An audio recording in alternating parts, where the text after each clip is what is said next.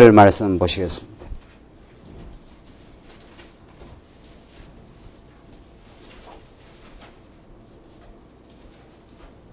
우리 하나님 말씀 구약성경 출애굽기 11장 1절 말씀입니다. 이사야신 줄 알고 봉독 드리겠습니다. 여호와께서 모세에게 이르시기를 내가 이제 한 가지 재앙을 애굽에 내린 후에야 그가 너희를 여기서 보낼지라. 그가 너희를 보낼 때에는 여기서 정령 다 쫓아내리니 백성들에게 말하여 남녀로 각기 이웃들에게 금폐물을 구하게 하라 하시더니 여호와께서 그 백성으로 애굽 사람의 은혜를 받게 하셨고 또 그 모세는 애굽국에서 바로의 신하와 백성에게 심히 크게 배웠더라. 우선 3절까지 봉독드렸습니다. 오늘 지금 출애굽기 말씀을 통해서 하나님께서 은혜대로 400년 종살이 하게 하신 다음 약속의 때가 되어 이스라엘 백성들을 드디어 해방케 하시는 그 해방을 통해서 그 하나님의 그 승리를 맛보게 하시는 그 놀라운 그 장면을 우리가 이제 확인해 가도록 하겠습니다. 우리 지난 시간 하나님께서 그 애굽 400년 종살이에서 이제 해방되는 그 과정을 우리가 잘 살폈는데 하나님의 능력이 많으시고 하나님 무슨 일이라도 하나님께서 하실 수 있는 분이시고 하나님이 단번에라도 이스라엘 백성들을 400년 종살이에서 그 해방시킬 수 있는 분이시지만 그 승리의 과정을 잘 살펴보면은 하나님은 우리 인생이 기대하는 대로 편하고 쉬운 방식으로 그렇게 하질 않습니다. 하나님께서 그렇게 하시면 우리 인생들이 하나님의 능력을 절실하고 깊이 있게 깨닫질 못합니다. 그 깨달음이 없으면 그 하나님 여호와께 돌릴 그 영광과 찬송이 깊질 않습니다. 그래서 하나님께서는 이스라엘 백성들을 이제 약속대로 이제 건져내시긴 하시는데 그 애굽에 그 향하여 그 건져내기 위해서 도전케 하시는데 그 9가지의 그 재앙을 통해서도 그 끈질긴 그 바로의 그 죄악의 권세가 이스라엘 백성들을 내어주지 않도록 하나님께서 승리하신다는 것. 이게 우리 지난 시간까지 공부한 내용의 그 구체적인 그 핵심이었습니다. 왜 하나님께서 그렇게 하실까? 이건 우리에게 깊은 그 하나님의 뜻을 우리에게 가르쳐 줍니다.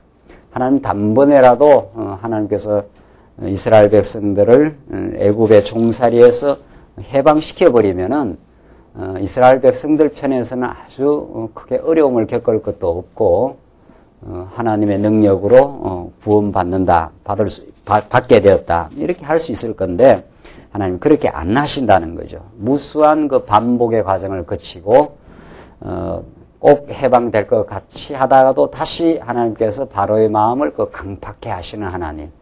그게 참 그 인간으로는 이해되기 어려운 거죠. 성경이 참 인간적으로 접근했을 때 가장 그 곤혹스럽고 어려운 부분이 그런 부분입니다.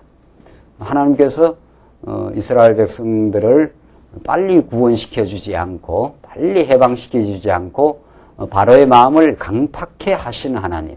왜 그렇게 하셔서 이스라엘 백성들을 그렇게 오랜도록 동일한 그 반복의 과정을 거쳐서 여러 차례 그 연기해 가는가. 이것이 굉장히 의미 있다는 것을 우리 확인했습니다. 우리의 인생사도 다 그러한데 하나님께서 우리를 약속의 땅으로 인도해 가는 과정에 굉장히 무수한 그 반복의 연단과 훈련의 과정 이런 것들이 우리가 하나님의 깊은 뜻을 모르면 굉장히 무의미하게 다가오고 그 삶의 어려움과 불평스럽고 짜증스러운 것으로 우리에게 다가올 수가 얼마든지 있습니다. 그러나 오늘 우리 출애굽기 말씀을 통해서 참으로 우리 하나님 여호와가 어떻게 이스라엘 백성들을 사랑하시고 어떤 과정적 섭리를 거쳐서 하나님의 그 능력과 무궁한 사랑을 그 입증해 가는가 하는 이 성경의 말씀을 깊이 깨닫게 되면은 내 생각이 짧았구나. 내가 하나님의 깊은 뜻을 깨닫지 못하고 하나님께서 원망하고 어리석은 삶을 살았구나 하는 자신의 어리석음과 미숙을 우리는 정직하게 발견하고 하나님 앞으로 더 나아갈 수 있을 겁니다. 자, 오늘 우리 11장 내용은 이제 하나님께서 언약 자손을 번창케 하시는데 드디어 애굽에서 해방시키고 승리케 하시는 그 하나님의 섭리입니다.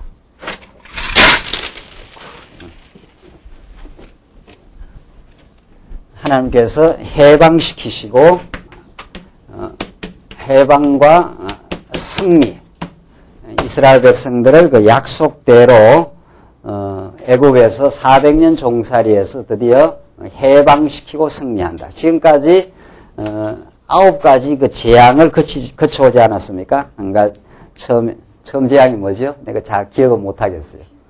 피재앙, 뭐 이재앙, 우박 등등.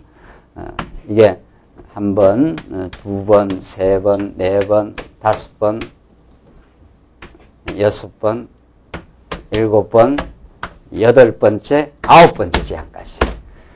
자, 이렇게 하나님께서 아주 끈질기게 승리를 합니다. 그리고 바로가 아주 이스라엘 백성을 놔주지 않습니다. 또 물론 그것이 하나님의 정한 뜻이기도 하고.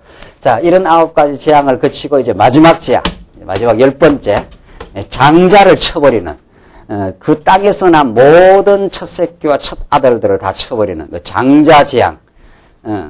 이것이 이제 우리는 유월절 재앙, 유월절이라고 하죠. 유월절.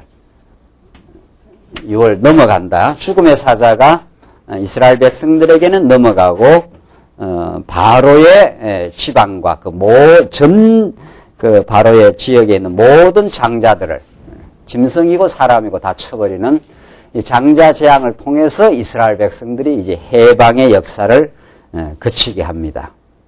자, 그래서 오늘 11장 내용이 그런 내용인데, 자, 우리 11장부터 이제 18장까지 이어집니다. 이게 11장부터 18장까지. 이것이 둘째가 뭐냐 하면은, 이제 하나님께서 이 해방과 승리 이전에 생육과 도전입니다. 두 번째가 생육과 도전. 하나님께서 어디에서 언약 자손들을 번창시키느냐 하면은 그게 400년 애굽 종살이에서 그 강팍한 바로의 권세의 그 치하 속에서 생육해 하시고 거기서 이제 해방시키 주려고 도전하는데 9번의 이 반복적 도전을 통해서도 마침내 내주지 않다가 드디어 이제 10번째 재앙을 통해서 이제 해방시킵니다. 자, 여기서 중요한 것은 우리 인간편에서는 그 해방받는 게 참 그게 정말 놀라운 복이자 기쁨이자 감격으로 다가오지요. 그러나 우리가 동시에 늘 같이 생각해야 되는 것은 해방의 그 기쁨을 맛보기 위해서는 무엇이 또 필요하다는 겁니까? 무엇이 필요해요? 해방하는 그 기쁨, 해방의 기쁨과 그 감격을 맛보기 위해서 하나님께서 이스라엘 백성들을 어디에다 가두어 놓으신다. 예. 애굽의 종살이에, 노예 생활에, 그 비참한 노예 생활에 그 억압 속에 하나님께서 가두어 두신다. 이걸 동시에 같이 생각해야 됩니다. 그렇지 않으면은 우리는 우리가 해방받고 자유함을 얻는 그 자체에 우리가 몰입될 가능성이 있는 거죠. 그러면 전날에 우리가 억압받았고 전날에 죄의 종살이 했는 것들을 그 의미 부여를 우리가 할 수 없는 거죠. 이것만 좋은 것이고 이것은 다 내 삶 속에서 필요 없는 거, 있어서는 안 되는 거, 이런 거 부정적 인식과 그 평가가 있을 수 있잖아요. 그렇지 않다는 거죠. 하나님께서 이 해방과 승리의 기쁨, 이것을 통해서 하나님이 약속대로 이루시는 여호와 하나님을 깨닫게 하기 위해서, 그 하나님의 능력과 은혜를 깨닫게 하기 위해서는 이스라엘 백성들의 400년 종살이도 꼭 하나님께서 필요한 과정으로 허락하시고 또 그 억압을 많이 받고 어려움을 겪은 농도만큼 해방하는 기쁨이 또 있다는 거죠. 그래서 우리는 성경을 언제나 하나님 중심으로 하나님이 약속대로 이루시는 여호와라는 이 근본 주제를 딱 잡아놓고 성경을 풀어가야 우리는 모든 성경을 균형 있게 올바르게 해석할 뿐 아니라 그렇게 우리가 해석되고 바른 하나님을 깨달을 때라야 우리 삶을 그렇게 올바르게 해석하고 우리의 마음의 평화를 누리고 마음의 진정한 기쁨을 우리가 얻을 수 있다는 거죠. 자, 그래서 11장 이제 이 해방과 승리 가운데 애굽에서의 그 해방시키는 하나님의 섭리를 우리가 보겠는데 11장부터 12장 20절까지가 최후 도전을 하나님께서 예고를 해줍니다. 하나님께서는 언제나 어떤 일을 일으킬 때는 미리 이렇게 앞으로 하겠다. 이렇게 하나님께서 예고 혹은 더 포괄적인 언어를 쓴다면 예언, 더 포괄적인 언어를 쓴다면 하나님의 언약. 이게 우리 성경을 보는 거죠. 하나님께서 앞으로 할 일을 예고하시고 내가 이렇게 하겠다. 이렇게 하고 나서 그 일을 성취하신다는 거죠. 그래야 어떤 사건이 이루어질 때, 어떤 사건이 진행될 때 이게 하나님의 손길이었구나. 하나님의 주권이었구나. 하나님의 전능한 솜씨였구나 하는 걸 우리에게 계시하시기 위하여, 보여주시기 위하여 그렇게 하는 건데 11장 내용이 최후 도전을 예고합니다. 1절을 다시 보시면 여호와께서 모세에게 이르시기를 내가 이제 한 가지 재앙을, 이게 장자를 치는 재앙이죠. 바로와 애굽에 내린 후에야 그가 너희를 여기서 보낼지라. 그가 너희를 보낼 때에는 여기서 정령 다 쫓아내리니 백성에게 말하여 남녀로 각기 이웃들에게 은금폐물을 구하게 하라 하시더니 여호와께서 그 백성으로 애굽 사람의 은혜를 받게 하셨고 또 그 사람 모세는 애굽국에서 바로의 신하와 백성에게 심히 크게 배웠더라. 하나님께서 예고를 하시는데 한 가지 내 재앙을 일으키겠다. 그러면 너희들이 반드시 거기에서 해방을 받게 된다. 그러면서 하나님께서 하시는 말씀이 그 백성으로 애굽 사람의 은혜를 다 받게 한다. 나갈 때 그냥 나가지 않고 은폐물, 금폐물 충분하게 그 재물을 다 얻어서 나가게 된다. 하나님께서 항상 하나님이 주시는 고난과 어려움의 과정을 거치면 그것이 그냥 무의미하게 끝나는 것이 아니라 언제나 그 신앙적 보상을 받게 된다는 거죠. 신앙적 아름다운 열매를 얻게 된다는 거죠. 그것이 은폐물, 금폐물입니다. 그것이. 그러니까 하나님께서 우리 사랑하는 하나님이 우리 여호와시고 우리 아버지신데 우리 하나님 아버지가 우리에게 행하는 어떤 일도 우리에게 유익을 만들어내지 최종적으로 좋은 열매를 만들어내지 우리에게 무의미한 일을 시킬 리가 없어요. 절대로. 우리 육신의 부모, 육신의 부모도 자식들에게 어떤 일을 행할 때는 그 자식이 좀 바르게 성장하고 좀 독립적으로 건전하게 잘 자라기를 바라는 마음이 있지 않아요? 어디 세상 부모가 자식이 뭐 그냥 엉그러져 가지고 망가뜨려져 가지고 그렇게 되는 그 마음은 없는 거거든요. 참 부모가 미숙하고 어쩔 수 없어 자식을 잘 못 돌볼 수는 있어도 부모도 이거 완전히 성장한 사람은 아니니까 성장해 가는 중이니까 그 적어도 그 마음은 절대로 그런 법이 없는 거거든요. 하물며 하나님이 그렇지 않겠느냐 이 말이에요.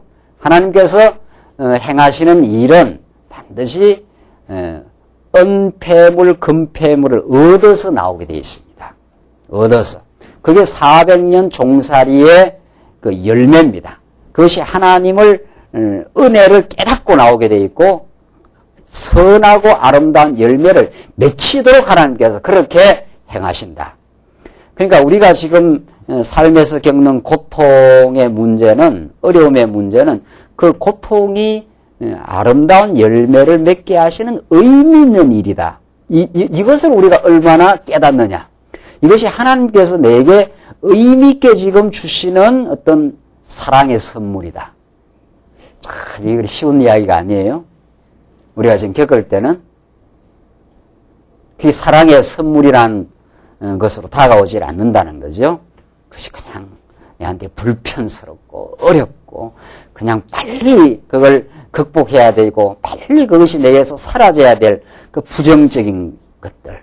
왜 이 원수 같은 이 환경과 인간이 옆에 있어가지고 이게 이러냐. 이런 쪽으로 내게 다가오기가 쉽지. 그게 하나님의 뜻으로 하나님의 깊으신 사랑의 배려로 다가온다는 것은 정말 우리가 하나님께서 말씀을 깨닫고 정말 우리 삶 속에서 그 의미를 깊이 체득하는 그 삶의 경륜이 필요합니다. 정말 진리의 깨달음의 과정이라는 게 꼭 필요한 거죠. 은폐물, 금폐물을 다 하나님께서 얻어 애굽 사람의 은혜를 받게 하셨고 하나님께서 그렇게 하셔요.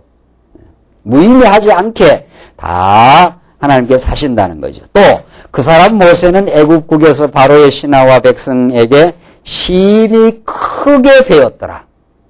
하나님께서 모세를 애굽이라는 그 절대 제국에서 모세가 어떤 자입니까? 모세는 그냥 그 당시에 그 이스라엘 나라라는 것은 그 애굽이라고 하는 그 큰 나라에 비하면 어디 있는 둥 마는 둥 하는 그런 나라. 그것도 400년 동안 그 종살이한 나라. 그런 어떤 나라의 한 대표자가 모세 아닙니까? 그 모세가 바로 앞에 서면은 이 뭐라고 해야 돼요?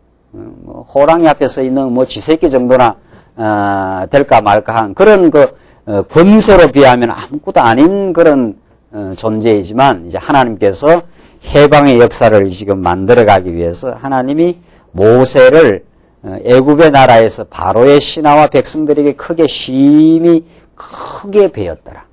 큰 인물로 이제 하나님이 함께 하시는 그 존재로 이렇게 모세를 사용해 가시는 거죠. 이 굉장한 신앙적 의미가 있는 거 아니에요?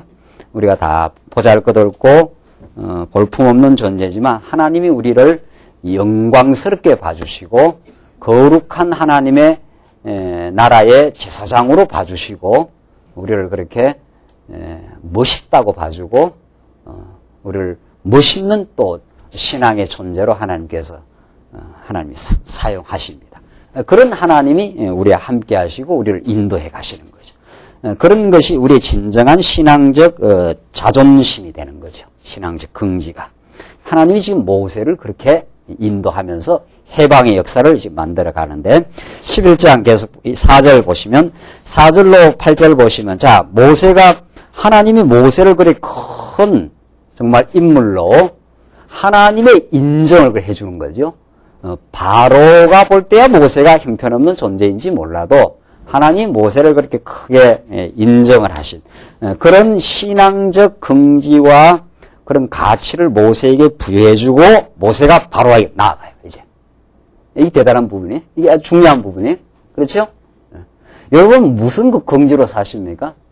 여러분이 지금 입고 있는 옷이 아주 현대백화점 가서 아주 수십만 원짜리 옷을 입어야 오늘 나올 때 참 멋있게 등장하고 또 내가 좋은 어떤 가정의 배경 속에 또 좋은 어떤 사회적인 지위 속에 이렇게 해야 사람 앞에 당당하게 서느냐 말이죠. 그러면 그건 허세입니다. 그러면 그것이 무너질 때 그 사람이 굉장히 초라해져요. 그 옷을 벗어버렸을 때 그 사람이 갑자기 초라해져요. 그 사람이. 그것이 여러분들의 긍지와 삶의 당당함의 근거라면은 하나님께서 그것을 벗겨버릴 때 얼마나 초라해지는지 모릅니다.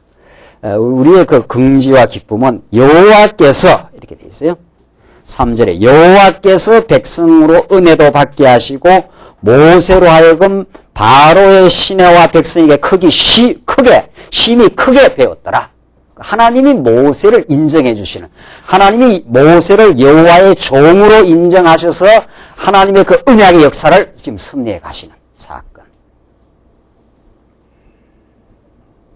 이것이 우리 택한 백성 믿음의 사람이 가지는 그 진정한 긍지고 삶의 조건과 관계없이 하나님 앞에서 의연하게 사람들 앞에서 움츠러들지 않고 아주 그렇다고 교만하지도 않고 그렇다고 자기를 비하하지도 않는 자기의 진정한 정체성 하나님이 나를 인정해 주신다고 하는 그런 아주 신앙하는 마음 그것이 바로에게 이제 도전해나가는 힘입니다.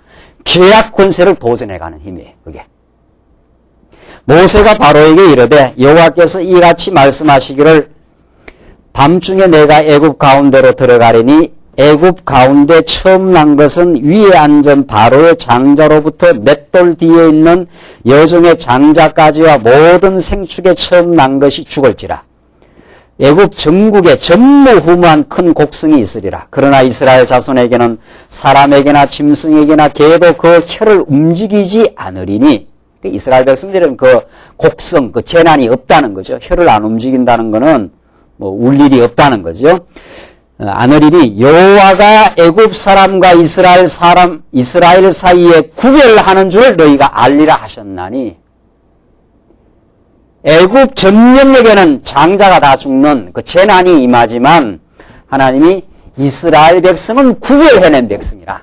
이게 얼마나 중요한 그 은혜인지 몰라요. 여러분과 제가 성도라 그러지 않아요?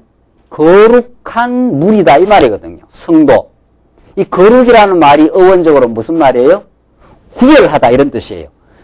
세속적인 것으로부터 우리를 구별해내다 이런 뜻이거든요. 이게 하나님의 은혜를 받은 백성, 은혜를 받은. 그게 놀라운 하나님의 은혜입니다. 그러니까 애굽 전역에게는 장자가 죽는 그 재앙이 임하지만 이스라엘 백성들은 그 재앙이 넘어가는 거예요. 그 6월절 넘을 유자.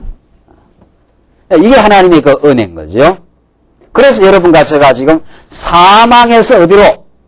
생명으로 지금 옮겨진 거예요. 그 건져낸 거예요. 그게 건져낸 거. 이게 하나님께서 구별하시는, 특별히 우리를 사랑하시는 하나님의 사랑이라는 거죠. 8절 왕의 이 모든 신하가 내게 내려와서 내게 절하며 이르기를 너와 너를 쫓는 온 백성은 나가라 한 후에야 내가 나가리라 하고 심히 노하여 바로에게서 나오니라.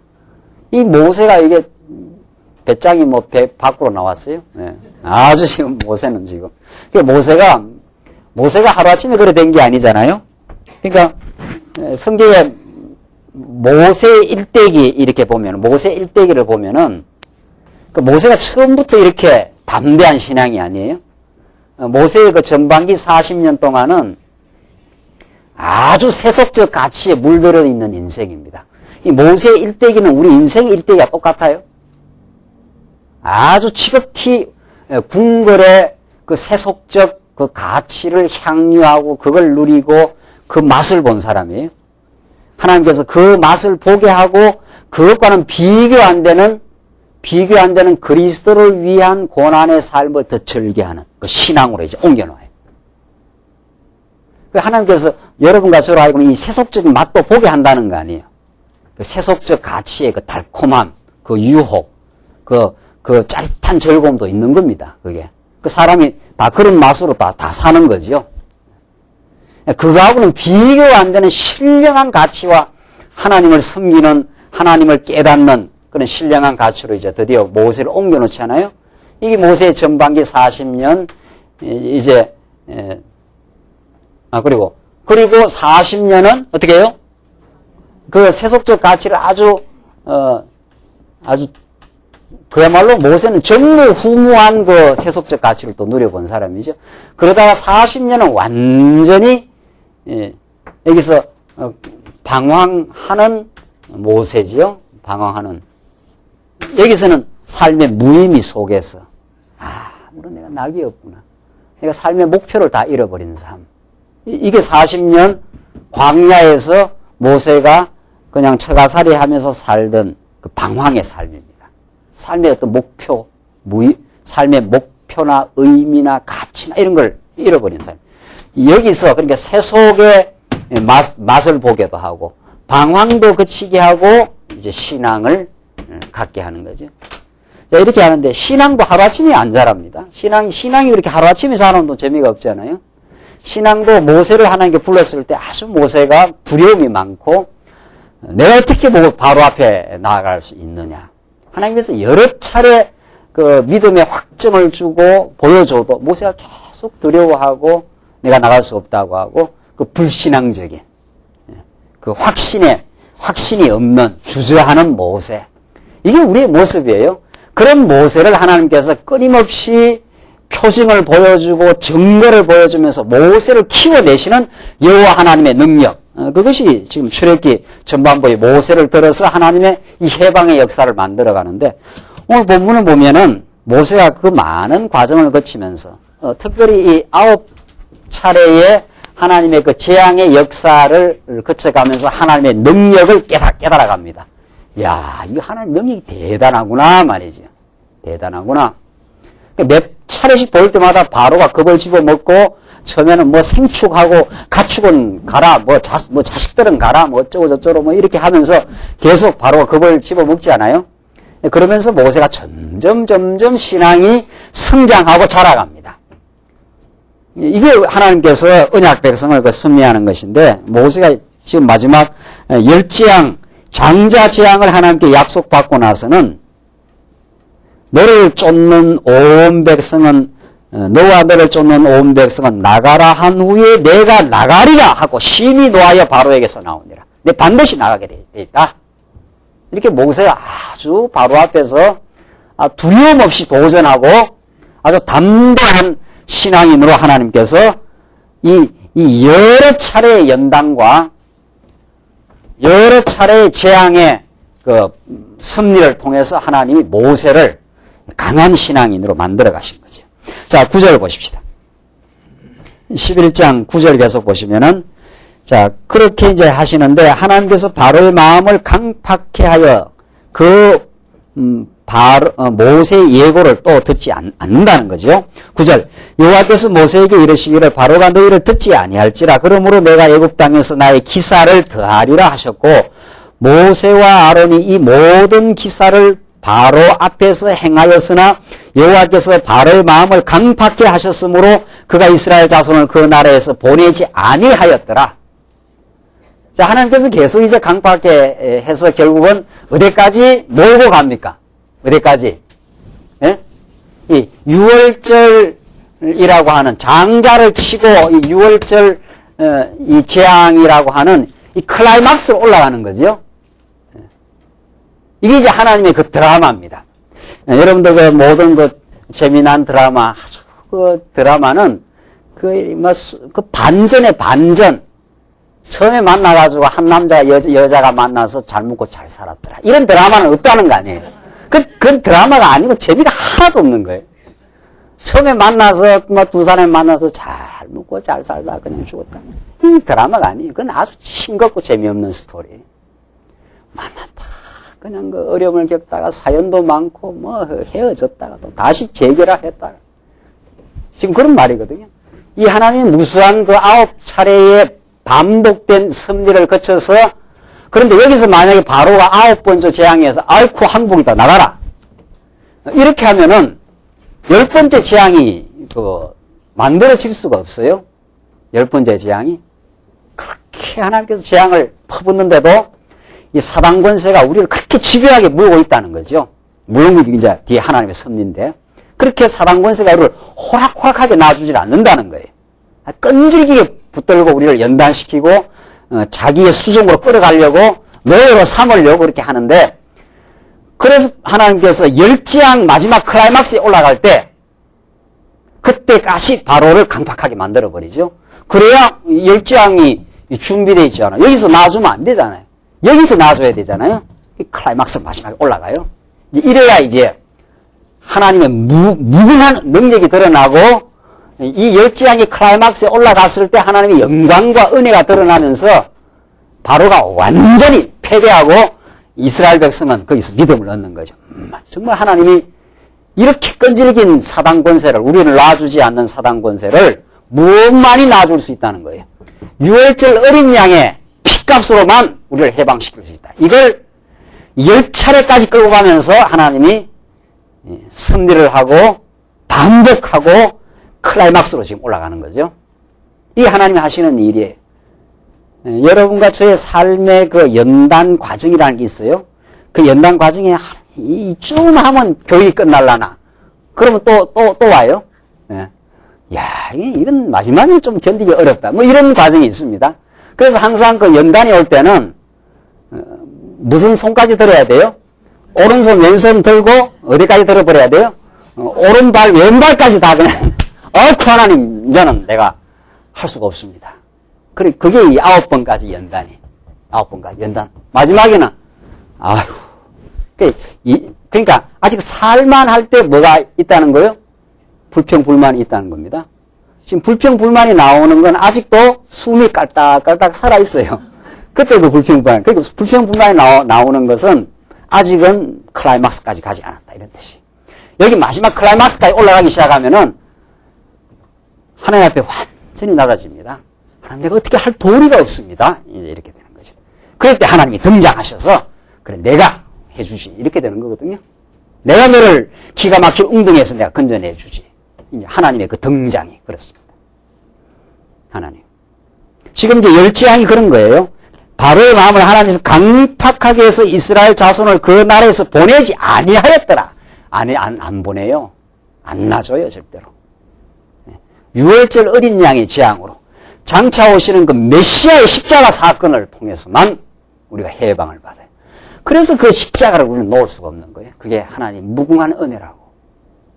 그가 나를 위해서 십자가에 못 박히심으로 우리가 모든 아픔과 죄악의 고통으로부터의 그 해방의 역사. 그걸 우리로 하여금 이제 발견케 하시려는 하나님의 섭리. 12장 이제 내용. 이제 보십시오. 12장 이제 12장이 1절로 14절이 계속해서 이어지는데, 회중에게 어린 양의 피를 문설주에 바르라고 이제 명하십니다. 여호와께서 애굽 땅에서 모세와 아론에게 일러 가라사대 이 달로 너희에게 달의 시작 곧 해의 첫 달이 되게 하고 너희는 이스라엘 회중에게 고하여 이르라. 이 달 열흘에 너희 매인이 어린 양을 취할지니 각 가족대로 그 식구를 위하여 어린 양을 취하되 이 어린 양 장차 오시리 세상 짐을 지고 갈 어린 양을 보라. 사도 요한이 말이죠. 그 어린 양을 통해서 어린 양 안에 우리 모든 언약 백성의 소망과 그 위로가 그 어린 양 속에 들어있어요. 구약시대는 이 어린 양을 취하는 사건. 이것이 장차 오실 그 어린 양 대신 예수 그리스도를 지금 가리키는데 14절 보십시오. 그 어린 양에 대하여 식구가 너무 적으면 그 집의 이웃과 함께 인수를 따라 하나를 취하며 각 사람의 식량을 따라서 너희 어린 양을 계산할 것이며. 이 하나님 얼마나 자상해요? 식구가 너무 적으면 이웃과 함께 해서 어디든지 그 어린 양을 취하라는 거예요. 어떻게 하든지 묶어서 하든지, 그 다음에 사람의 그 식량을 따라서 하든지, 하나님께서 그 이스라엘 백성들의 형편을 따라서 다 이렇게 배려를 하시는 건데, 어떻게 묶어서 하든지 어린 양을 하나님께서 준비하라는 거죠. 5절, 너희 어린 양은 흠 없고, 있지 않았어요? 그 어린 양은 흠이 없는 분이에요. 구약의 어린 양은 흠이 없는 존재고, 진정한 하늘로부터 참 세상 죄를 지고 갈 어린 양, 그 흠이 없는 예수 그리스도가 준비되어 있죠. 우리는 너무도 흠이 많으니까. 너무도 흠이 많고 허물이 많은 존재인데 그 모든 걸 다 이제 하나님이 용서하시는 제물로서 어린 양을 준비시키는 거죠. 지금 흠없고 1년 된 수컷으로 하되 양이나 염소 중에서 취하고 이달 14일까지 간직하였다가 해질 때 이스라엘 회중이 그 양을 잡고 그 피로 양을 먹을 진문 좌우 설주와 임방에 바르고 그 밤에 그 고기를 불에 구워 무교병과 썬나물과 아울러 먹되 난로나 물에 삶아서나 먹지 말고 그 머리와 정강이와 내장을 다 불에 구워 먹고 아침까지 남겨두지 말며 아침까지 남은 것은 곧 소화하라. 다 불태워버리라는 거예요. 그래서 애굽 사람들이 먹지 못하도록. 자, 이렇게 이제 6월절을 앞으로 어떻게 지낼 것을 지금 이제 예고해 주는 거죠. 11절. 너희는 그것을 이렇게 먹을지니 허리에 띠를 띠고 발에 신을 신고 손에 지팡이를 잡고 급히 먹으라. 지체할 때가 아니라는 거죠. 이제 장자 재앙이 떨어지면 이 6월절 이 제사 제도를 이렇게 이제 하라는 거죠. 무교병을 먹고, 자, 6월절 재앙은 무교병을 먹고, 썬나물을 먹고,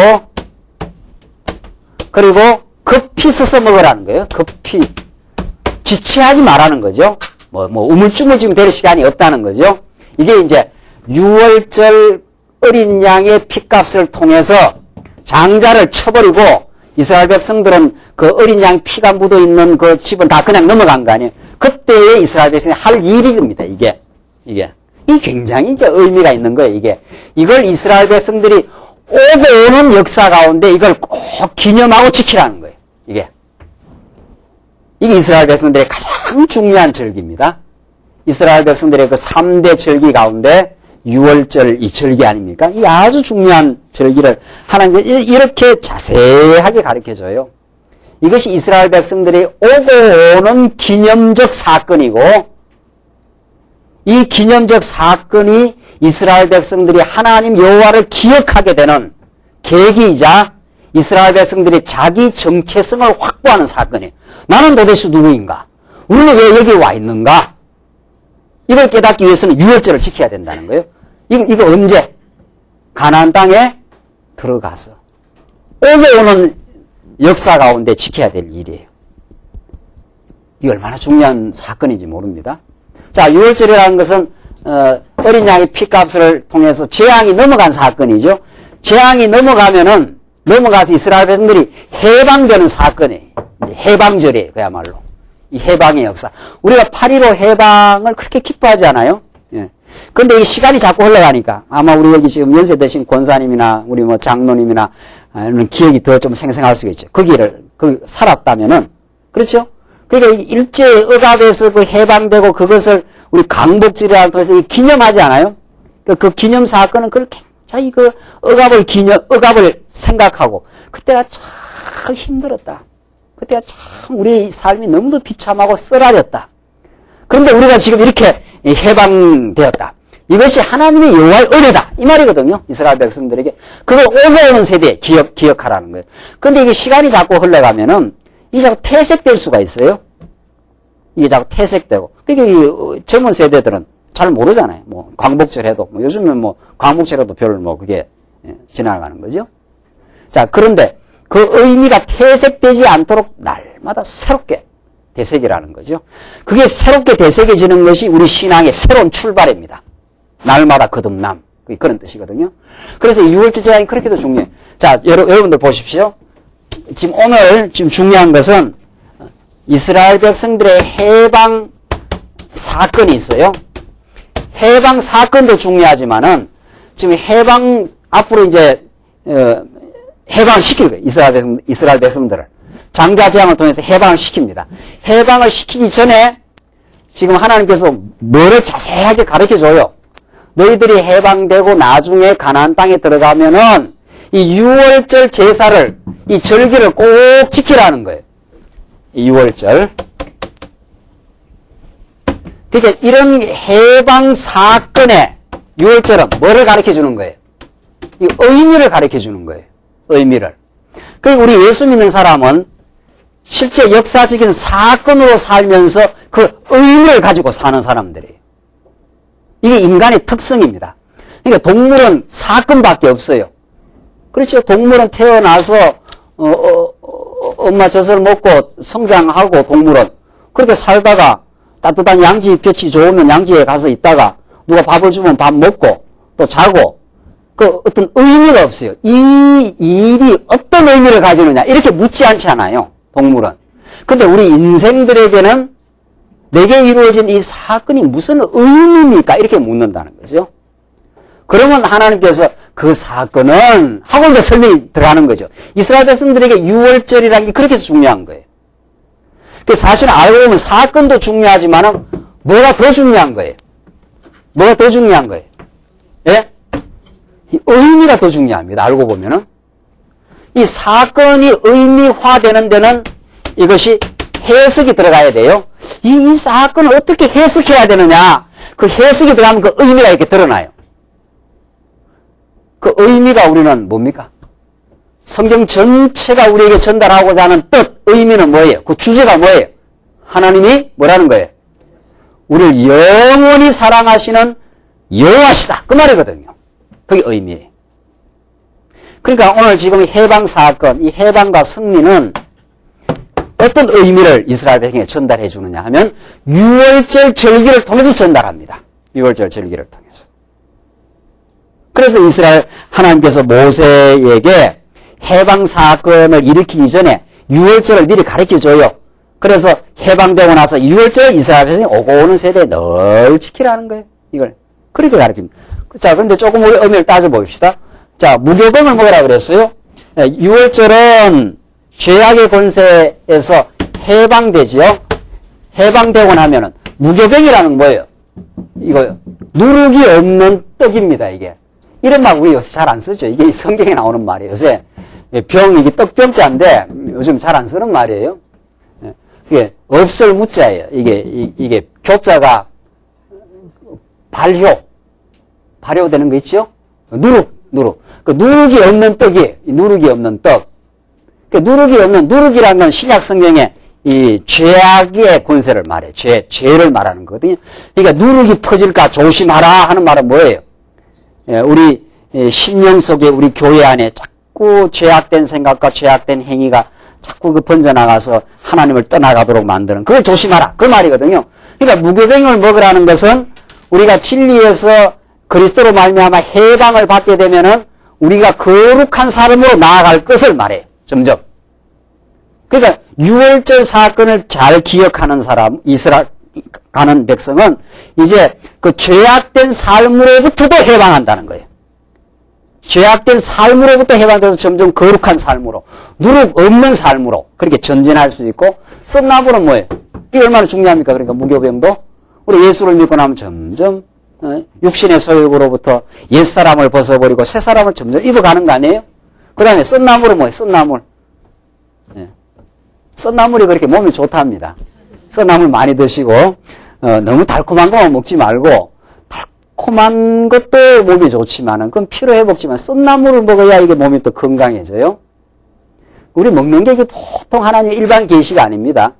그 썬박이 같은 거 맞는지 모르겠네요. 내 좀 무식한 사람이 먹는데 이 썬박이나 뭐 이런 거는 그 쌉쌀하고 쓰지 않아요. 그걸 많이 먹어야 이 달콤한 거하고 쓴 것이 조화가 되어서 몸이 아주 건강해져요. 몸이 건강해져. 또 쓴 게 뭡니까? 네, 예? 뭐가 쓴맛이에요? 뭐가? 예? 쑥. 쓴, 쌉쌀하고 쓴 거 말이죠. 그게 몸이 좋은 거예요. 그게 아주 몸이 좋은 거예요. 여러분들 우리 신앙 건강에 좋은 것은 우리의 삶의 쓰라린 고통이 얼마나 우리 신앙 건강에 좋은지 몰라요.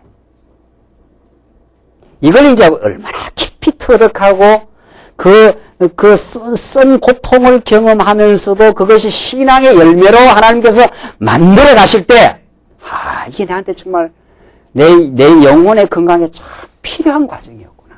이게 예수 그리스도의 그 부활의 사건을 강력하게 붙들게 되는 그 십자가 부활 사건을 강력하게 붙들게 되는 하나님의 사랑의 섭리였구나. 어떻게 인생의 쓴맛을 안 보고 예수를 붙들겠느냐 이 말이죠. 그 아픔을 안 겪고. 그러니까 이 쓴나물을 먹으라는 것은 하나님께서 너희들이 애굽 생활의 그 고통과 쓰라림을 꼭 기억을 하라는 거예요. 그것을 기억할 때 우리가 가나안 땅에 와서 이렇게 평강과 기쁨을 누리는 것이 누구의 은혜라? 하나님 여호와께서 우리에게 베푸르신 은혜라. 그걸 쓴나물을 먹으면서 애굽을 기억하면서 가나안 땅의 그 행복을 만끽하는 거죠. 그 기쁨을 누리는 거죠.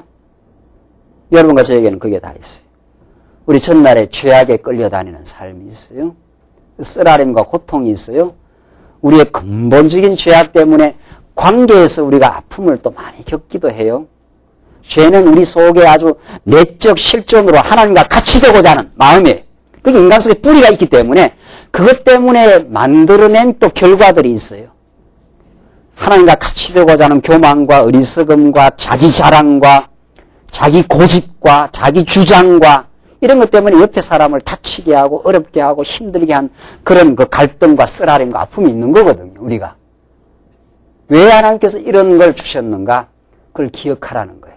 그것이 나의 허물이고 어리석음이었지만 그 모든 걸 하나님께서 다 용서하시고 그 아픔을 싸매주시는 그리스도가 우리에게 필요하다는 걸 깨닫게 하기 위한 섭리.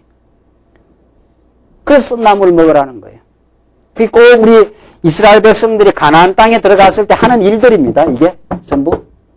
그 잊지 말라는 거예요. 그걸. 그 고통을. 그 과거의 죄악된 삶을 기억해내라는 거예요. 그래야 우리는 그리스도를 놓을 수가 없는 존재예요. 그래서 우리는 하나님 여호와를 우리가 잊을 수 없이 살아요. 그분이 정말 우리 아버지라. 이렇게 우리가 어리석게 살아왔는데 이렇게 되는 거죠. 그래 강렬하게 그리스도를 붙듭니다. 그러니까 하나님께서 이런 걸 왜 먹으라 하겠느냐 말이죠. 이게 가나안 땅 가서 할 일입니다. 이게 그 얼마나 죄악에 끌려다닐 때가 우리 어리석었던가, 참 그게 썰아렸던가, 아프고 힘들었던가, 그걸 기억해. 그걸 기억하는 게 지혜예요. 그걸 기억하는 만큼 오늘 하나님께서 우리가 얼마나 큰 은혜 가운데 그런 고통의 땅에서 우리를 해방해 내신 하나님. 그리고 지금도 날마다 전날의 어리석음에서 죄악 권세에서 우리를 이제는 거룩한 삶으로 우리를 바꾸어 내시는 하나님. 그게 가나안 땅에서 유월절을 기억하면서 하는 유월절 때마다 하는 무교병을 먹고 쓴나물을 먹으면서 쓴나물 많이 드세요? 그래야 건강해져요. 그래요. 그래야 아주 몸이 튼튼하고 건강해진다. 이게 영적 건강에 우리 아픔도 겪고 고통도 겪는 게 왜 무의미하게 겪게 하겠어요? 우리 신앙의 건강을 위해서 하나님께서 주신 하나님의 섭리라는 거죠. 그리고 급히 떠나요. 급히. 죄악 권세로부터 미적거리지 말라는 거죠. 하나님께서 출발시키게 하면 급히 단호하게 끊어버리고 나가라는 거죠. 하나님께서 그 말씀의 깨달음이 우리를 죄악 권세로부터 끊어버리고 출발하도록, 새로운 출발하도록 해요. 늘 과거의 포로가 돼가지고 미적거리고 말이지 전전긍긍하고 그런 삶이 아니라 하나님께서 은혜의 역사를 하고 말씀을 깨닫게 하면은 새로운 출발이 가능해요. 과거에 어떤 어리석음이 있었어도 하나님은 우리가 하여금 예수 안에서 새로운 피조물이라 이렇게 봐주기 때문에 하나님이 나를 새롭게 봐주시고 인정해 주시는구나. 그래서 단호한 출발이 가능해져요. 여러분 오늘 이 자리에 오신 것이 언제나 우리의 삶을 새롭게 우리를 되돌아보고 새로운 출발을 가능하게 하는 오늘 출발선에 또 와 있어요. 우리는 살다 보면 늘 어리석고 후회스러운 일 때문에 늘 전전긍긍합니다. 말씀이 생각 안 나면. 그래서 새롭게 단호하게 출발하라는 거예요. 하나님이 나를 사랑하심을 믿고 주저하지 말고 급히 떠나가 버리라는 거죠. 이게 죄악 권세로부터. 그러니까 빨리 할 일이 있고 미적거릴 일이 있어요. 무슨 말인지 아시겠죠?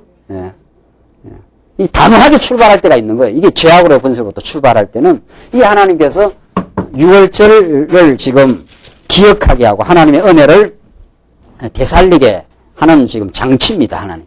12절 계속 보시면은 12절 계속 보시면 내가 그 밤에 애굽 땅에 두루 다니며 사람과 짐승을 물어나고 애굽 나라 가운데 처음 난 것을 다 치고 애굽의 모든 신에게 벌을 내리라. 나는 여호와로라. 나는 여호와로라. 내가 여호와임을 너희들에게도 보여주고 애굽 땅 모든 사람에게도 보여주겠다. 그러니까 여호와는 만천하의 주권자이라는 걸 보여주겠다 이 말이죠. 그러니까 하나님은 천국과 지옥 전체를 다스립니다. 하나님이 이스라엘 백성만 다스리지 않아요. 하나님의 통치했을 때는 전 우주 만물을 이스라엘 백성은 은혜로 다스리고 이 바로의 권세는 재앙과 심판의 능력으로 다스리는 분이에요. 그래서 온 이 우주 만물이 하나님을 찬양한다는 거 아니에요. 하나님 그런 분입니다. 지금 하나님 그렇게 하시겠다는 거죠. 13절 내가 애굽 땅을 칠 때 그 피가 너희의 거하는 집에 있어서 너희를 위하여 표적이 될지라. 그 피가 너희의 거하는 집에 있어서 이 어린 양의 피가 예수 그리스도가 십자가에서 우리를 대신해서 흘려준 그 보혈의 피가 말이죠. 그게 우리를 깨끗하게 하고 그것이 우리를 모든 죄악의 고통으로부터 해방시키고 말이죠. 그 피가 표적이 된다는 거죠. 내가 피를 볼 때 너희를 뭐라고 했습니까? 넘어가리니 했지 않았어요? 넘어가요. 이게 유월이에요. 넘을 유자예요. 넘을 유자. 넘어가려니 재앙이 너희에게 내려 멸하지 아니하리라. 너희는 이 날을 뭐라 하겠습니까? 기념하여. 이 말이 너무도 중요한 말이에요. 구약 성경에서 여호와 다음에 중요한 말이 기념이에요. 여호와라는 말이 최고 중요하고 여호와 하나님 제일 중요하고 그 다음에 기념이라는 말, 기억한다는 말, 히브리어로 짜카르라고 하는 말, 모든 구약 사건이 뭐 하게 하는 거예요? 기념하는 거예요. 기억하는 거예요. 그래서 6월절이 조금 더 들어가면 이것을 예식이라 그래요. 예식. 이것이 너희들이 꼭 지켜야 되는 예식이에요. 예식. 여러분들 결혼기념일, 뭐 아이들 생일 이런 거 할 때 뭐 합니까? 그걸 그 예식처럼 그렇게 하잖아요. 뭐 사놓고 생일날 케이크 하나 사놓고 뭐 이렇게 그걸 기념해 주는 거거든요. 기념해 주는 거. 그거 굉장히 중요합니다. 그러니까 교회도 주일날 나오는 것이 이게 하나의 축제고 예식입니다. 축제고요. 우리 일상의 삶도 6일 동안 일상의 삶도 그것도 하나님의 섭리예요. 그것도 하나님의 섭리고 그것도 하나님의 은혜가 거기에 드러나고 있는 현장인데 주일날이나 수요일날이나 전체 오늘 성도대학이라 전체가 모이는 날은 보다 좀 의미 부여가 더 돼요. 온 성도가 함께 모이는 축제요 예식입니다. 이게 여호와 하나님을 우리가 혼자만 기억하는 게 아니라 우리가 전체 성도가 함께 공명을 하면서 같이 찬양하고 같이 아멘으로 하다 가면서 예식을 한다고 보면 돼요. 신령한 예식을. 로만 가톨릭의 그 가짜 예식 말고 진리에 입각한 예식. 오늘 여러분들이 오늘 이렇게 말씀을 깨달으면서 하나님 여호와를 뭐 하는 거예요? 기념하는 거예요. 그 기념하는 게 그렇게 중요한 거예요. 그 아이들하고 뭐 이렇게 해놓고 이렇게 기념하는 거 말이죠. 그 케이크 사놓고 결혼기념일 날 결혼기념일은 뭐 잘 안 해봐서 잘 모르겠네요. 뭐라도 하나 사놓고 와인이라고 한 잔 따르고 뭐 이렇게 그걸 기념하면서 그걸 세속적으로 기념하지 말고 그 예수 믿지 않는 사람은 그걸 세속적으로 기념을 하지만 우리 예수 믿는 사람은 그것이 하나님의 은혜였다. 하나님께서 우리를 만나게 하셨다. 하나님께서 지금까지 보호하고 인도하셨다. 그 말을 지금 하고 있는 거거든요. 그게 그렇게 중요한 거예요. 그게. 지금 6월절이, 지금 6월절하고 결혼기념일하고 비교하겠어요? 예. 그건 제가 하나의 예로 든 거고, 뭐, 그거는 정말 하나의 작은 예인데, 이 예는 보통 중요한 기념의 사건이 아니에요. 이것이 우리 인생이 축제와 기쁨의 진정한 예식으로 몰고 가는 복음 사건이. 이게 6월절 사건이 누구에게 성취된 거예요? 예수 그리스도의 사건에 성취되었으니까 그 그리스도를 기념하는 예식이에요. 우리 날마다 모이는 거는 사실은. 그게 우리 인생의 진정한 기쁨이요 축제입니다. 그리고 예수 믿는다는 것은 징징대고 뭐 이렇게 하는 게 아니라는 거 아니에요? 예수 믿는 사건은 하나님께서 주신 그 삶의 연단과 고통의 과정을 지나가면서 우리의 허물을 깨닫고 그건 진정한 자기 성찰이 있어요. 그때는. 그거 굉장히 중요한 거죠. 그 진정한 자기 성찰을 통해서 자기의 허물과 죄악됨을 정직하게 깨닫고 정직하게 고백을 할 뿐 아니라 그 모든 죄악을 다 해방시켜 주신. 그러니까 6월절은 해방 사건이자 그것이 우리를 새로운 삶으로 출발시키는 거룩한 삶으로 이 무교병은 이제 죄악 권세로부터 해방된 생활을 뜻하는 거니까 새로운 삶으로 출발시킬 뿐 아니라 쓴나물을 먹으면서 과거의 죄악에서의 포로 생활이 얼마나 고통스러웠다는 것도 기억해내고 그러면서 거기로부터 급히 해방되어서 새로운 삶으로 지금 전진하고 있다고 하는 그런 축제의 사건이에요. 그 예수 믿는 사람들이 모이는 거. 그걸 기념하고 그걸 감사하고 우리가 이 빛 가운데 와 있구나. 우리가 가나안 땅으로 가는 이 도정에 지금 와 있구나. 우리 애굽으로 이제 돌아갈 수 없는 그런 은혜 가운데 살고 있는 사람들이구나.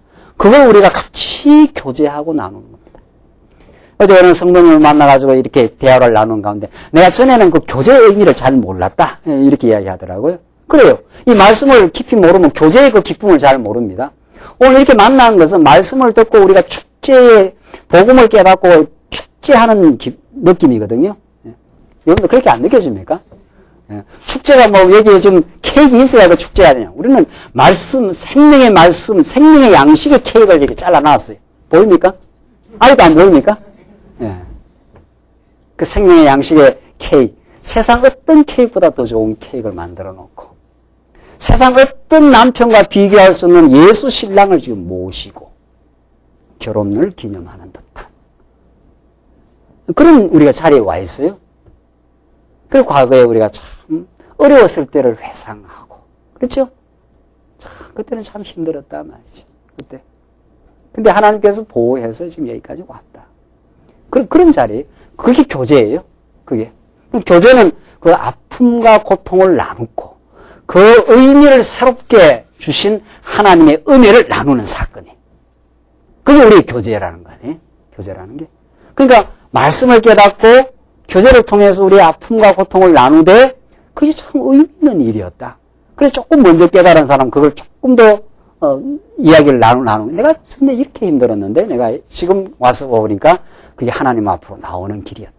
하나님 은혜를 깨닫게 한 하나님의 놀라운 섭리였다. 그걸 하면 지금 고통을 겪고 있는 사람이 위로를 받을 거 아니냐 말이죠. 그렇죠. 지금 현재 고통을 받고 있는 사람은 그게 의미 있게 다가오진 않아요. 지금 막 겪고 있는 사람은. 지금 사건을 겪고 있는 사람은 그 의미를 지금 해석하기 어려워요. 인생은 고통이 오면 고통이에요. 그러니까 먼저 그걸 겪고 지금 깨달은 사람이 위로를 해주는 거죠. 나도 참 그때는 힘들었다. 그게 뭐를 먹는 사건이? 그 썬나물을. 그 참 썰알이었다. 이 말 아닙니까? 그렇죠? 그런데 그것이 내게 예수 앞으로 나오는 예수의 무궁한 은혜를 깨닫게 되는 하나님의 섭리인 줄을 지나고 나서 내가 터득하게 되었다. 그걸 우리는 성장이라 그래요. 지나고 나니까 그게 그렇게 의미 있는 사건인 줄 내가 몰랐었다. 전날은 그걸 몰랐기 때문에 내가 많이 불평도 했었다. 그러니까 여러분들 그 교제를 할 때는 솔직한 게 다 터져 나오는 거 아니에요. 내가 이렇게 잘났다는 걸 교제하는 게 아니에요.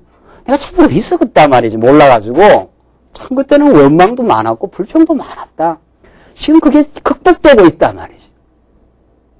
그래야 지금 원망과 불평이 속에 어려움을 겪고 있는 사람이 비전을 가질 수 있어요. 아, 저 선배가 저렇게 하는 걸 보니까 나도 그렇게 되겠구나. 이런 그 비전을 가지는 거 아니에요?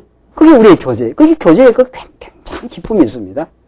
오늘 지금 6월절의 이 사건, 6월절의 이 절기는 해당 사건을 풍요하게 누리게 하는 하나님의 예식이요, 절기요, 이 구약시대 때 말이죠.